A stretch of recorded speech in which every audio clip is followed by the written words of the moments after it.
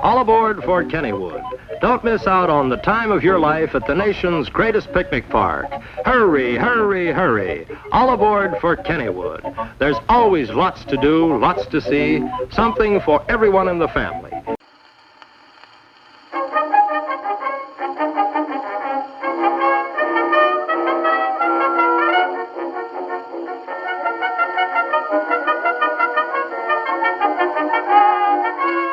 Kennywood, located in West Mifflin, around 8 miles from Pittsburgh in Pennsylvania, sits on the site of the 1755 Battle of the Monongahela. It later became a popular picnic grove for locals after the American Civil War.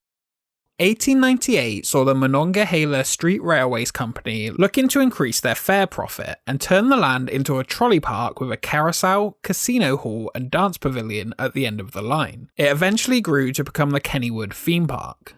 Its first roller coaster was added in 1902, a figure-8 toboggan. 88 years later, the idea of a new roller coaster came to president of Kennywood Entertainment Company, Harry Henninger. During the late 80s, he wanted to build something record-breaking. The only issue was he was unsure how to fit something so large into such a small park, which was surrounded by a river, housing, and a steel mill, making park expansion impossible.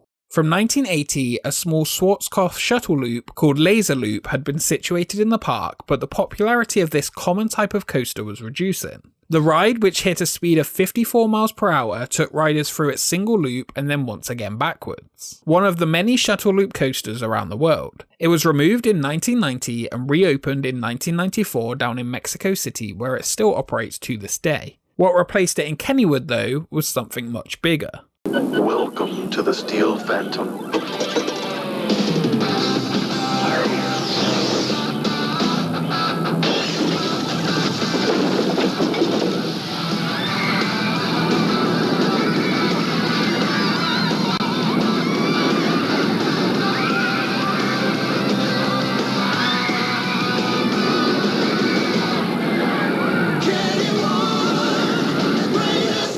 Wow!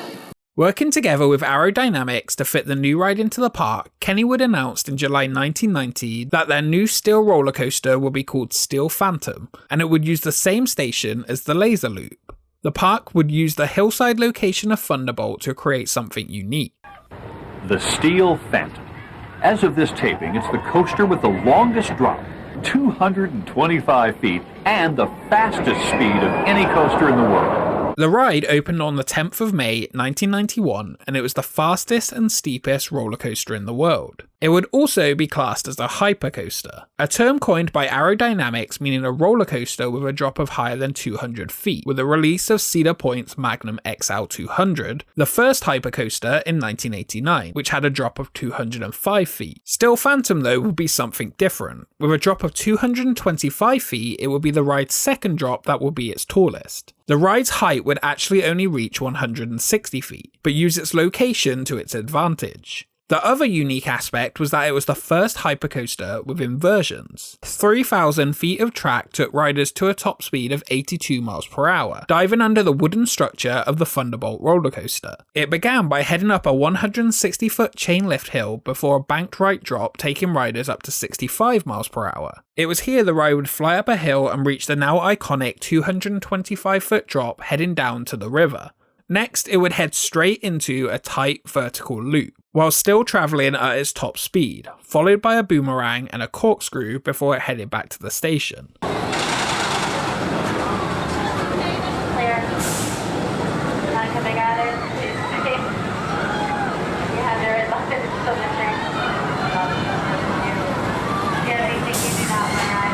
Steel Phantom was fast. Too fast, in fact. The results of heading straight into the tight vertical loop while thrilling caused the ride to receive many complaints about the roughness and headbanging during the inversions.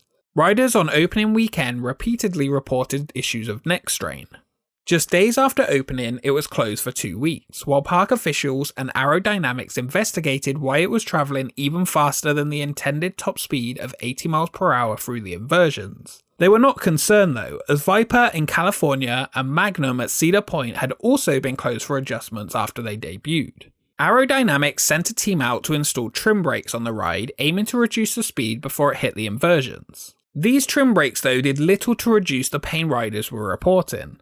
Eventually ridership dropped off due to word of mouth of the painfulness of the ride.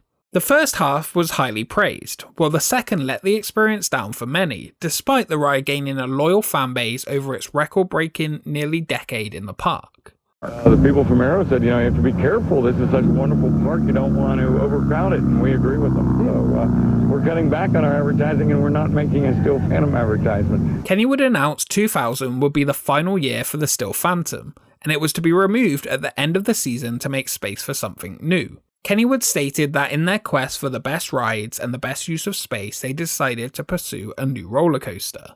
While many believed it just to be to the roughness and losing popularity, some reports also stated that the inversions were beginning to get stress fractures. Straight after this announcement, complaints began to pour in from fans of the attraction to oppose its closure, so many so that it convinced Kennywood to change their mind. In August 2000, they announced instead of building a brand new coaster, they would renovate Steel Phantom. It closed in September 2000 and work began. Welcome. It's here, and there's no turning back. From its 228-foot plunge, speeds up to 82 miles an hour, 3 terrifying passes through the Thunderbolt, and a few other surprises. It's ready. Are you? Revenge will be mine. D.H. Morgan Manufacturing were brought in to work on the ride. The company was founded by Dana Morgan, the son of Arrow Development co-founder Ed Morgan, whose company had created the original Steel Phantom. Dana Morgan had previously worked on the design of Walt Disney World, working at Arrow and leaving to form his own company. They would remove all of the inversions and replace them with airtime hills and completely change the second half of the coaster, while keeping most of the first half intact. The first half actually continued to use the original Arrow track, while from the second hill it would feature all new Morgan track, slightly increasing the height of the second drop by around 5 feet and increasing the ride length by around 200 feet. The ride now aimed to reach speeds of 85 miles per hour. With the removal of the inversions also came the removal of the over-shoulder restraints, with its new hybrid of Morgan and Arrow trains using the original Arrow chassis while the rest will be rebuilt. The new lap bar and seatbelt system would aim to further increase rider comfort and airtime. Finally, the track was repainted green from the original all black. The new ride was named Phantom's Revenge, and it was a huge hit. With the complaints of roughness gone, this new version became one of the best steel coasters in the world. It reopened on May 19, 2001, 10 years after the original debuted. For the first season, the ride operated with just one train, until the following year magnetic brakes were added so a second train could be used. 2009 saw more of the Arrow track replaced, with the first drop leaving only the station and the lift hill with the original track. Before reopening as Phantom's Revenge, Kennywood president Harry Henninger said that he expected current Phantom lovers won't be won over by the new speedier, smoother ride, but it would appeal more to the masses. While fans of the original remain to miss the original inversions and high-speed headache-inducing ride, the replacement was a huge hit, and at least kept some of the best parts of the original, that iconic second drop.